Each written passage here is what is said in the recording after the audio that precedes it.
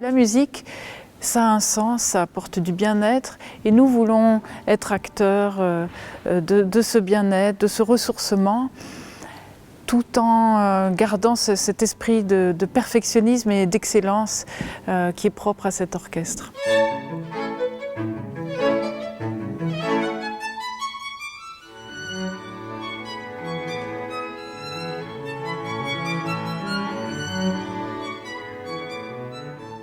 C'est assez impressionnant. Ça n'est pas un environnement où nous avons l'habitude d'évoluer, un bel écrin. Nous avons plaisir à y mener cet événement.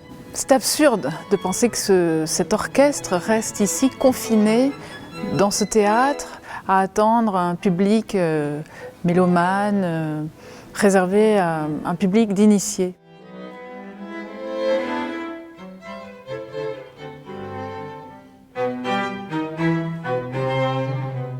Ce soir, par exemple, nous allons inaugurer un nouveau partenariat avec le lycée hôtelier de Chamalières. Et des jeunes étudiants en sommellerie vont apprendre à parler du vin avec un vocabulaire musical. J'imaginais bien les possibles enrichissements mutuels de ces deux pôles, les sources d'inspiration respectives.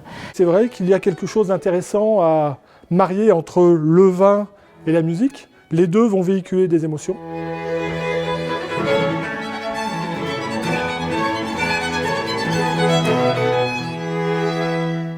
Mais je crois qu'ils ont bien réussi parce que j'ai goûté ces deux vins avec modération et je me dis qu'ils correspondent assez bien à ce que j'ai ressenti en écoutant ces deux œuvres. Avec le premier opus, le vin blanc, son côté inattendu qu'on trouve à Crozes-Hermitage. On s'attend à Crozes-Hermitage un petit peu espiègle, comme sur le premier opus où Beethoven se moque un petit peu de son commanditaire.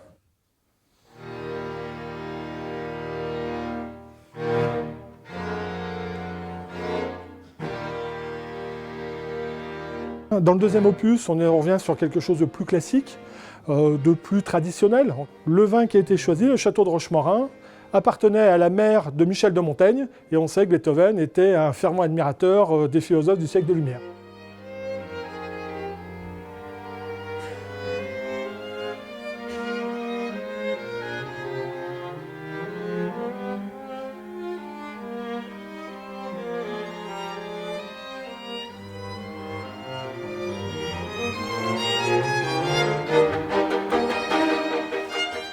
Nous avons rencontré une personne qui croit en notre projet. Je veux parler de Cédric Serre, développeur. Nous avons beaucoup de plaisir à venir soutenir l'Orchestre national d'Auvergne pour ces raisons d'excellence, de bien-être et d'innovation qui sont leurs valeurs. Nous nous reconnaissons dans certaines d'entre elles.